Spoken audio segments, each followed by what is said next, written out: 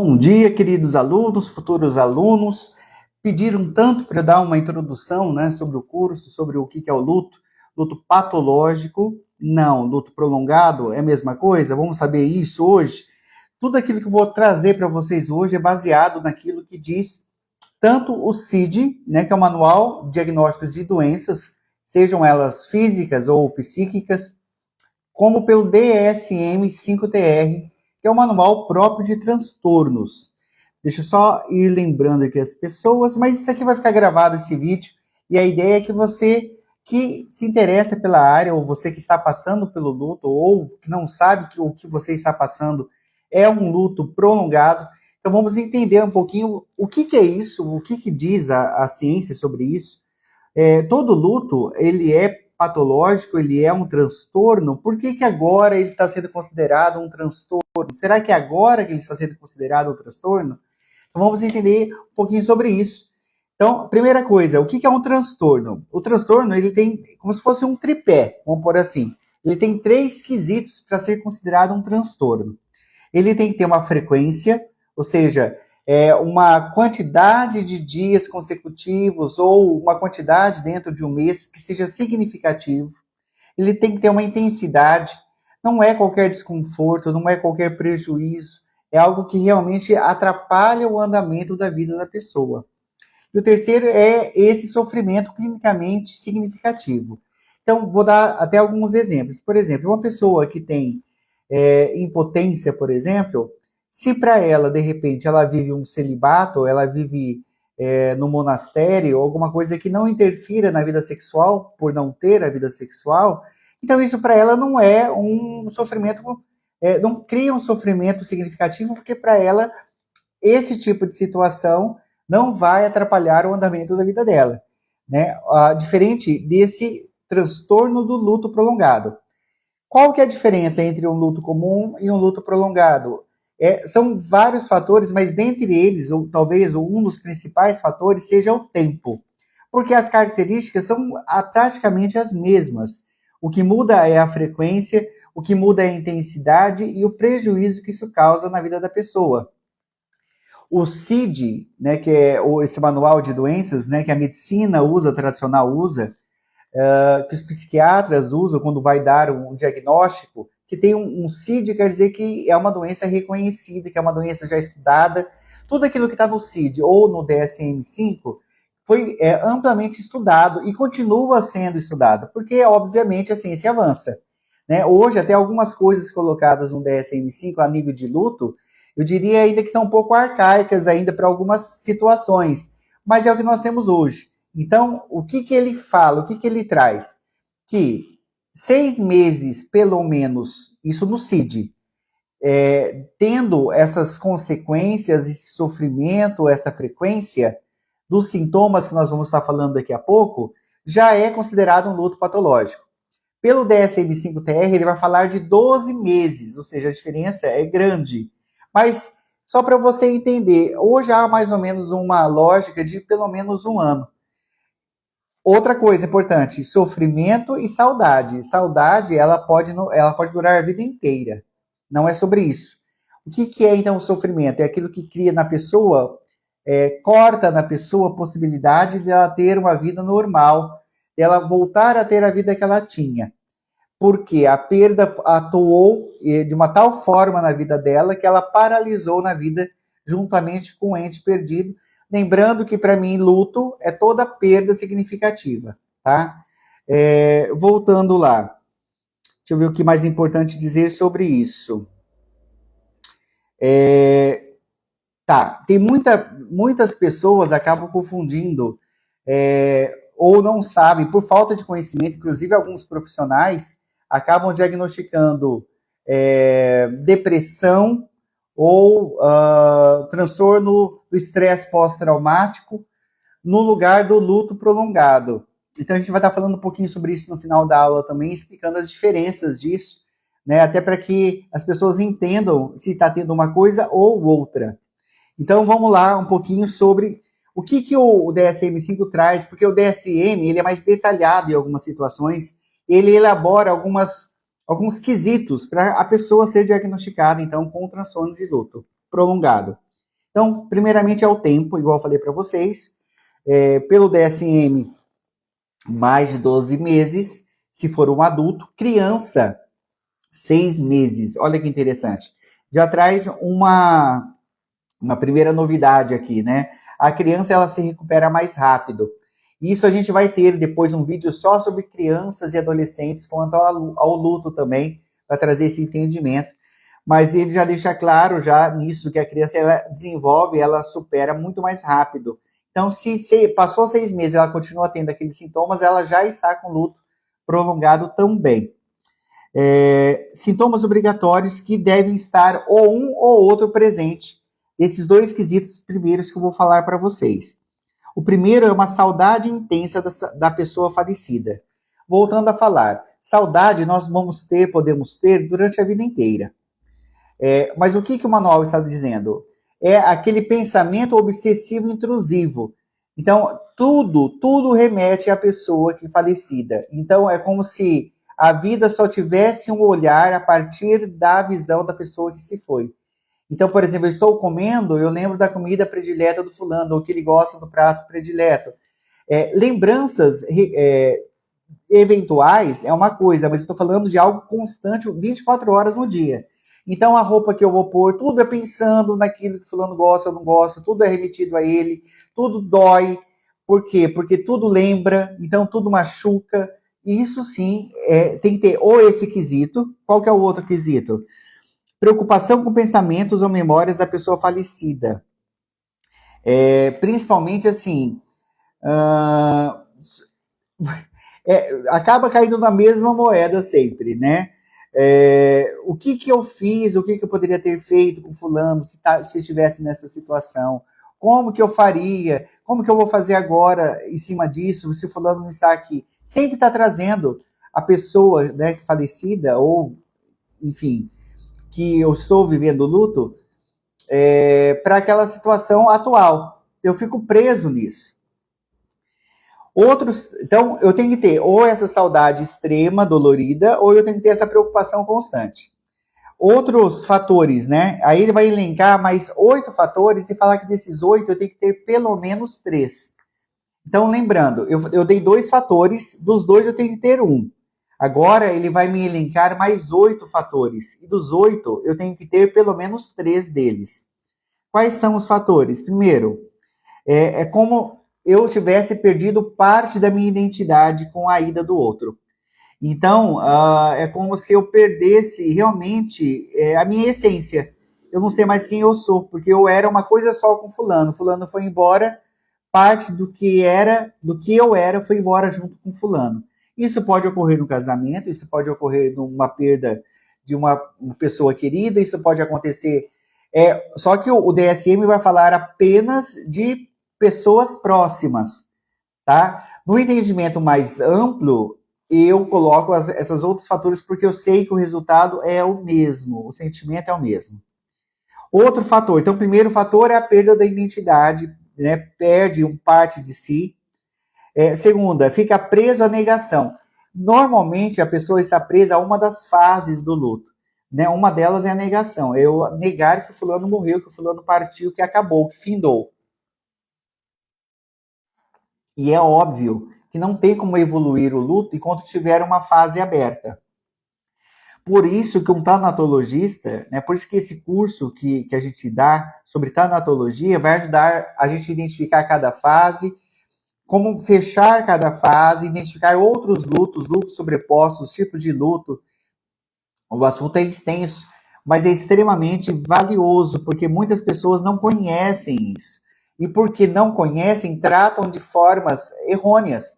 Tratam como se fosse uma depressão, tratam como se fosse qualquer outra coisa, e os resultados são ou parciais ou são temporários. Quando a gente trata a raiz, ele se finda, né, o problema, e a pessoa retoma a vida. Esse é o objetivo do tanatologista, que as pessoas retomem, né, aqueles que perderam, retomem a vida do jeito que ela era ou até de maneira melhor. Então, ele nega o falecimento, nega a perda. Então, quando estiver nessa fase, não tem como evoluir. Terceiro item, evitação das lembranças de que a pessoa esteja morta. Aquela pessoa que não quer falar sobre isso, por exemplo. né? Você fala, então, nossa, saudade do tio. Não quero falar do tio. Então, vamos fazer tal coisa? Não, não quero fazer tal coisa, porque tal coisa me lembra fulano. Então, toda essa evitação é um outro fator, né, dos 8 que nós vamos elencar aqui. Lembrando que esse é o terceiro. O quarto fator, preso à fase da raiva, é a outra fase do luto. A gente sabe, quando a gente estuda a nato, que existem várias formas de raiva, vários tipos de raiva, e esse processo também deve se encerrar. E a gente aprende, entende como esvaziar essa raiva para a pessoa fechar o ciclo. Outro item, dificuldade em relacionar-se com os amigos, retomar a vida. Isso é uma coisa muito presente, é como se a pessoa ficasse deslocada depois que perde o fulano, o ciclano, o casamento, o emprego. Ela, como a parte da identidade vai embora, ela parece que não se encaixa em mais nada. É como se o título da viuvez é como se excluísse ela do resto da sociedade. E, obviamente, a gente sabe que não é exatamente isso que ocorre. Porém, sim, alguns fatores são reais. Então, obviamente, aquilo que era um programa de casal não vai ser mais feito no momento. Aquilo que era possível fazer homem e parceiros não vai ser mais possível fazer. Então, isso vai ter que ser adaptado. As pessoas que estão no luto prolongado não conseguem se adaptar. Essa é a dificuldade. Outro item, apatia emocional. Sintomas anestesiados com outras notícias. Então, nada mais faz sentido, parece, para a pessoa. Nada mais alegra, deixa ela feliz, e nada mais também deixa ela tão baixo. É como se ela ficasse amortecida os sentimentos dela. Tudo ocorre, uma formatura, um casamento, um nascimento, uma morte, tudo passa quase que em branco. Por quê? Porque ela está anestesiada.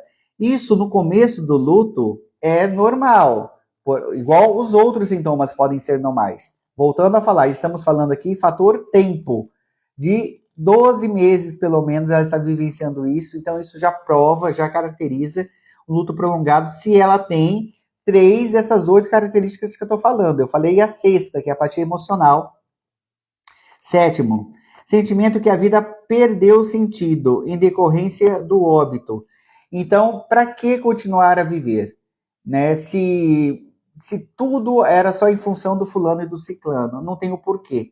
E aí, então, essa pessoa fica estagnada na vida. E 8, a solidão intensa em decorrência do óbito.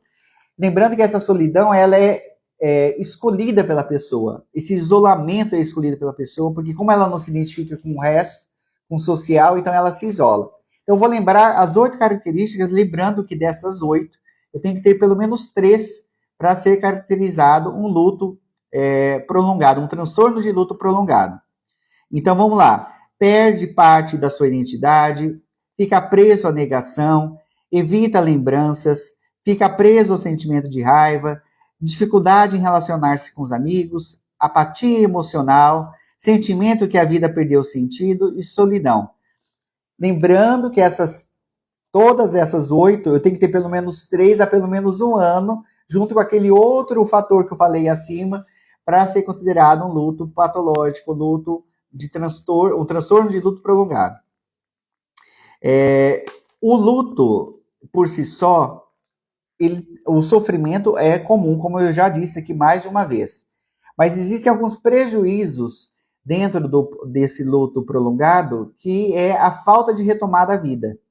Em momento algum, a pessoa consegue retomar a vida do jeito que ela é. Então, eu estou falando profissionalmente, eu estou falando financeiramente, amorosamente, em todas as áreas, religiosamente.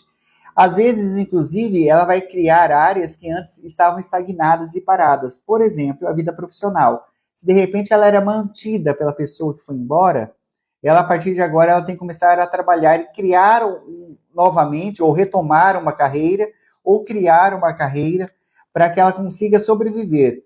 Tudo isso vai dificultando o processo, obviamente, de saída. Por quê? Porque são coisas novas e dependendo da fase que isso ocorre na vida da pessoa, quanto mais idosa a pessoa é, mais difícil é a recuperação, mais lenta é a recuperação. Inclusive, dentre os públicos de risco, a gente pode dizer assim, os idosos entram nessa fase justamente por causa disso. A dificuldade em aceitar a perda, porque já teve muitas perdas sobrepostas. E segundo, a aceitar o novo. Até pela educação, até pela formatação mental da pessoa, ela tem muita dificuldade em aceitar esse novo na vida dela. Então é um público de maior risco. A gente vai falar daqui a pouquinho os outros. Tá. Lembrando que esse tempo também é importante sempre relacionar com aquilo que a pessoa vive, com a cultura que ela vive, com a religião que ela vive. Vou dar um exemplo simples. Vamos supor que em determinado país fosse normal a preservação da viuvez de uma mulher por pelo menos, sei lá, 1 ano, 2 anos, vamos supor, 2 anos ela não pode ter relação, ela não pode ter um novo matrimônio, ou ela não pode ter um novo matrimônio o resto da vida. Vamos supor que existisse um país que tivesse essa determinação. É óbvio, se ela não retoma a vida afetiva nesse caso, não é um luto prolongado. É uma questão cultural ou religiosa. A gente está excluindo isso. Estou falando aquilo que é normal, aquilo que é mediano, da onde a pessoa vive, quanto tempo? Na maior parte do mundo vai ser aí 6 meses a 1 ano. Então, passou esse tempo, já chama atenção e já. E outra coisa, o luto normal, a tendência é que os sintomas vão sumindo com o tempo, vão amenizando. No luto prolongado, eles vão agravando no lugar de amenizar. Então, aquilo que era pesado vai ficando cada vez mais pesado, até ficar insuportável. Outra coisa importante também, já foi descartado os outros transtornos. Né? Já se sabe que não é uma depressão, que não é um transtorno de estresse pós-traumático. Então, aí eu sei que isso, então, é um luto. Na verdade, não é tão difícil identificar esse luto prolongado. Por quê? Porque ele vai ter que ter uma perda. A gente vai falar um pouquinho melhor sobre isso no fim aqui dessa aula, mas a perda é fundamental para que se inicie esse processo, né, de readequação. Então, algumas características que eu queria trazer de pessoas que passam, né, pelo luto, eu dei algumas possibilidades, são características dadas pelo DSM, que são características básicas que devem ser encontradas, mas existem outras. Então, igual eu falei, o indivíduo tem muita dificuldade em se adaptar de novo, né, ao meio ambiente. É como se ela saísse, né, daquele mundo e não fizesse, não encaixasse mais. A culpa, volta e meia, visita também essas pessoas que têm o transtorno de luto prolongado. Por quê? Porque as ideias são, podia ter feito diferente, poderia ter ajudado a pessoa a não partir, poderia ter feito mais, poderia ter aproveitado mais. Todos esses pensamentos intrusivos, de maneira repetida, vão fazer com que acabe se caracterizando esse luto. Diminui a expectativa de futuro, né? Normalmente as pessoas nem sonham mais, mesmo porque a maior parte dos sonhos era junto com a pessoa que foi embora.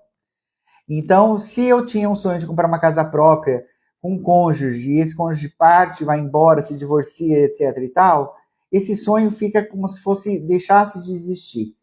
Aí as pessoas vão falar assim, mas você pode ter uma casa. Sim, mas para ela não faz sentido. Porque o sonho é como se o sonho fosse compartilhado e a concretização desse sonho fosse uma traição. Logo, eu não faço. E o problema é que quando isso vai se agravando, a pessoa perde os próprios sonhos, aquilo que era só dela, nem isso mais ela vê graça em fazer, em realizar. Porque, na verdade, há uma programação inconsciente, muitas vezes, de ir junto, de partir junto. E isso é um fato que eu quero agora ponderar. Não sei se vocês sabem, mas as pessoas que passam pelo luto prolongado, elas têm maior chance elas têm mais ideias suicidas. A vontade de partir junto com o outro, conforme a intensidade desse relacionamento, dessa proximidade que tinha com quem partiu, pode criar um compromisso de ir junto. E esse compromisso de ir junto pode ter mais tentativas de suicídio, pode ter procuras por drogas lícitas, ilícitas, para se ir matando aos poucos para alcançar quem partiu, isso tudo de maneira inconsciente. Pode aumentar a bebida, pode aumentar o consumo de cigarro, pode criar doenças autoimunes, para quê? Para que eu possa, já que eu não tenho coragem de tirar minha vida, eu programo o meu corpo para se autodestruir, criando um câncer, criando alguma doença autoimune, para que eu possa partir junto. Tudo isso é programação, baseado nessa dor insuportável que é, para algumas pessoas, o luto prolongado. Inclusive, até fazer um parênteses aqui, qual que é a diferença de um transtorno e de uma doença? Por quê? Porque aqui nós estamos falando de um transtorno. Por que não é uma doença de luto prolongado? Na doença, a gente sabe como se inicia, como se desenvolve e como tratar aquilo, o prognóstico. Temos o diagnóstico, como se desenvolve e o prognóstico. No luto, no transtorno, nós não sabemos o início exatamente. E aí você vai falar para mim, mas você acabou de falar, o início não é o luto? Então, mas não é só o luto, é o luto mais algumas outras coisas que a ciência ainda está avançando em estudar o que é. Porque se fosse apenas o luto, todo mundo teria o transtorno do luto prolongado. Todo mundo ficaria paralisado nessa perda. E por que não fica? Porque algumas pessoas conseguem, a maior parte da população, inclusive, consegue voltar à vida e uma minoria não consegue. O que essa minoria tem de programação? Né? A gente já sabe, temos algumas desconfianças, como as programações e os elos que tinham com essa outra pessoa. Mas aí é o assunto para outra aula, para o aprofundamento do curso. Pessoas que têm mais... Tá, eu estou falando de alguns sintomas próprios, né? Há uma perda de apetite. Volto a falar, a perda de apetite no início é normal, porém, se nunca mais o paladar volta ao normal, pode ser aí mais alguma coisa que sinalize, né, essa perda, que não se restitui. A perda do sono também é normal, mas tem pessoas que entram no processo de insônia e nunca mais voltam a dormir como antes. Ou tem aqueles sonos furtivos e acorda assustado no meio da noite, sonhando com o ente que foi embora. Isso de maneira constante por um longo tempo, ok? Perde a vontade de se arrumar, de cuidar de si. Pode ter alucinação auditiva ou visual, acha que ouviu a voz do fulano chamando, ou acha que viu fulano chamando. E a nossa mente ela é tão poderosa que ela pode realmente projetar o nosso inconsciente e fazer com que escutamos e ouçamos. Lembrando que eu estou aqui tirando a parte religiosa, não estou falando de espiritismo, não estou falando de esquizofrenia, pessoas que veem outras coisas, ouvem outras vozes. Não estou falando de pessoas sob efeito de drogas. Estou falando de uma pessoa normal, saudável, que não tem esse costume de ouvir, de ver coisas e de repente começa a ouvir e ver o ente falecido. Pode ocorrer? Pode. Tá. Por incrível que pareça, o estudo diz que é quase igual o nível entre homens e mulheres. Apesar de mulheres ser isso mais visível, os homens vão provavelmente afogar as mágoas, né, em outras coisas, de maneira mais escondida, como bebida, como jogo. Ele vai tentar ocupar a mente dele de uma outra forma, mas muitos também estão em luto prolongado. Quem são os públicos que mais apresentam o luto prolongado? O primeiro, os pais que perdem os filhos, até por motivos óbvios, porque não é algo esperado também, não é algo tido como natural. Então, esses são os primeiros da lista, seguidos daqueles que têm uma morte trágica e inesperada. A pessoa estava bem, de repente foi morta, de repente houve um acidente e ela faleceu. Então, os parentes que têm esse tipo de perda repentina têm maior possibilidade. Não, gente, eu volto a falar, um índice maior não significa que todos terão, mas há uma possibilidade maior. Quem viu o assassinato também tem uma possibilidade maior de desenvolver, lembrando que existe o TEPT, que é o transtorno estresse pós-traumático. Houve o trauma, que no caso foi o assassinato. Então, posso ter mais de um transtorno ao mesmo tempo? Sim, posso. Principalmente no transtorno de luto prolongado, eu posso ter junto um luto depressivo maior ou um luto de estresse pós-traumático, tudo junto. E aí cabe aos profissionais irem fechando e diagnosticando e resolvendo cada situação. Pessoas mais idosas, como eu falei, já tinha falado. Sobre crianças e adolescentes, a gente vai ter um vídeo próprio. Outra coisa que eu também acho importante dizer que já foi confirmado também pela ciência, é a falta de ritual de fechamento ou de ciclo funerário. Então, dependendo da religiosidade da pessoa, dependendo da cultura daquela pessoa, se não faz aquele ritual de fim, a pessoa também pode desenvolver esse transtorno de luto prolongado. Por quê? Porque para ela, se não fecha, fica aberto para ela essa sombra, né, da presença da pessoa, porque deveria ter feito tal coisa. Agora imagina na época de Covid, que as pessoas eram colocadas em sacos, onde não se tinha despedida, onde não se tinha contato com as pessoas no rito final. Isso tudo trouxe muitas pessoas passando pelo luto prolongado sem nem saber disso. Por isso que eu falo que a área que a gente está falando aqui sobre tanatologia é uma área extremamente vasta, porque muitos passam por tudo isso que a gente está falando e nem sabe que isso é um transtorno e que deve ser cuidado como tal. Só para, então, a gente fechar a diferença entre transtorno. Qual a diferença de um transtorno depressivo ou depressivo maior de um transtorno de luto prolongado? Apesar de ter muitos sintomas parecidos, como tristeza, choro, falta de vontade de fazer as coisas, etc. e tal, no luto prolongado, obviamente, tem o fator morte. Tem que ter o fator morte. Diferente do transtorno depressivo, que não precisa ter nada para a pessoa começar a entrar nesse quadro. No transtorno de estresse pós-traumático, normalmente quem passa por um trauma e cria esse transtorno de estresse, ele vai ter pensamentos intrusivos. O que é o pensamento intrusivo? Aquele que visita volta e meia, aquele que está o tempo todo vindo à mente. No TEPT, que é o transtorno de estresse pós-traumático, vai vir as cenas, os detalhes da cena. Então, por exemplo, uma pessoa que foi assaltada por motoqueiros, que estavam de capacete. Toda vez que ele estiver na rua sozinho e passar uma moto, o coração normalmente acelera quando ele tem esse transtorno pós-traumático, porque ele tem a certeza que vai se repetir aquele trauma. Então, tudo aquilo que lembra o trauma anterior fica o tempo todo vindo na mente. A cena se repete. Qualquer coisa que lembre, viu um capacete, vai lembrar do motoqueiro. Então, esse é o estresse pós-traumático. Qual a diferença do transtorno de luto prolongado? Está ligado, obviamente, à morte. Segundo ponto, as lembranças que vêm de maneira repetida são da pessoa, sejam lembranças boas, que normalmente é o que ocorre. Como fulano fazia feliz. Tudo lembra o fulano, traz lembranças do fulano. Sejam positivas ou negativas, sendo a maior parte positiva. Pessoal, espero que essa aula tenha ajudado vocês, principalmente os da área, os que não são, que comecem a entender o que é um luto prolongado.